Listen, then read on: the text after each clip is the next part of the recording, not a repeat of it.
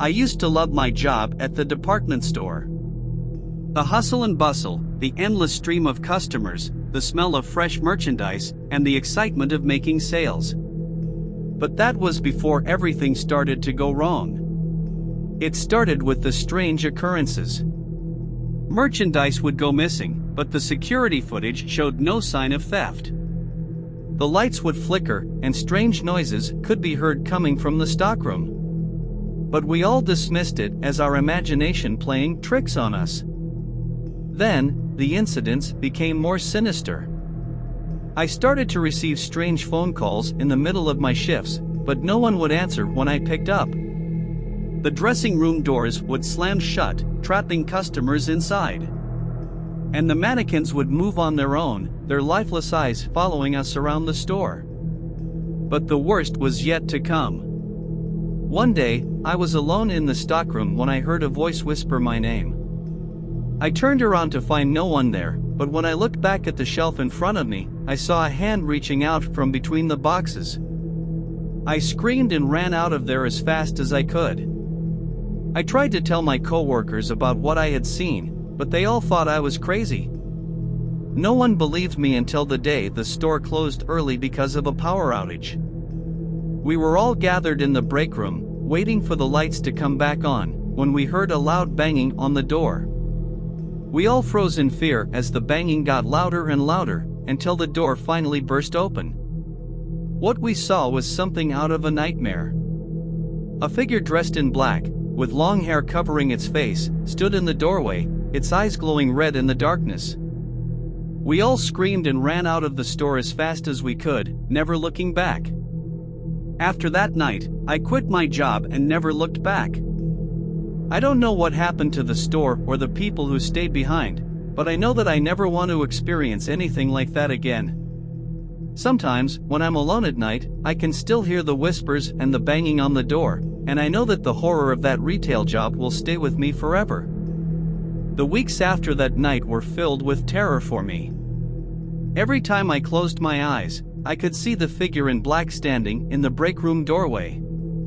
I couldn't shake the feeling that it was still out there, watching me, waiting for me to let my guard down. And then, the nightmares started. Every night, I would dream that I was back in the department store, but it was different now. The merchandise was rotten and decayed, and the mannequins had been replaced with twisted, contorted figures that looked like they were in agony. And in the shadows, I could see the figure in black, its eyes glowing brighter than ever before. I started to see it during the day too. Whenever I was out in public, I would catch a glimpse of it out of the corner of my eye. It was always there, watching me, waiting for me to let my guard down. I tried to tell myself that it was all in my head, that I was just imagining things. But then, one night, I woke up to find the figure standing at the foot of my bed. Its eyes were glowing red, and it was whispering something in a language that I didn't understand. I tried to scream, but no sound came out. I couldn't move, couldn't even breathe. And then, just as suddenly as it had appeared, the figure was gone, leaving me alone in the darkness. I knew then that I couldn't keep living like this. I packed my bags and left town, never looking back. But even now, years later, I still see the figure in my dreams, still hear its whispers in the night. And I know that it's still out there, waiting for me to return to that department store, waiting to claim me as its own. But then, one day, as I was walking through a different town, I saw something that made my blood run cold. There, in the window of a small boutique, was the same twisted figure that had haunted me for so long. It was dressed in the same black clothes, and its eyes were still glowing red. I couldn't believe it. How could this be happening? Had the figure followed me here? Or was it just a coincidence? I had to know. I walked into the boutique, my heart racing with fear and curiosity. The figure was nowhere to be seen, but the air was thick with the same strange energy that had filled the department store. And then, I saw it. A small, handwritten sign that read, "New exhibit, the haunted mannequin." My heart sank. It was all just a marketing ploy, a sick joke at the expense of people like me who had experienced real horror in a retail job. I felt angry and betrayed, but also relieved. The figure in black was just a mannequin, after all. The nightmares, the whispers, and the glowing eyes had all been in my head. I left the boutique feeling lighter, but also a little foolish. I had let my fear and imagination get the best of me, but now I knew the truth.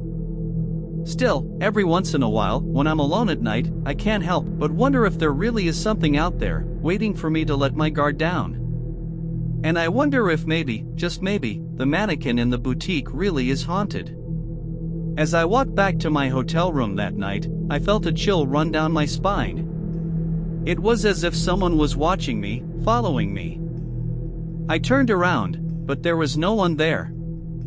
I quickened my pace, but the feeling only grew stronger. When I got to my room, I locked the door and turned on all the lights. But it was no use. I could feel something, or someone, in the room with me. And then, I saw it. The figure in black was standing in the corner, its eyes glowing brighter than ever before. It took a step towards me, and I knew that I was in real danger. I tried to run, but it was too late. The figure was upon me, its icy fingers wrapping around my throat. I struggled to breathe, but the grip only grew tighter. And then, just as suddenly as it had appeared, the figure was gone, leaving me gasping for air on the floor. But the relief was short-lived.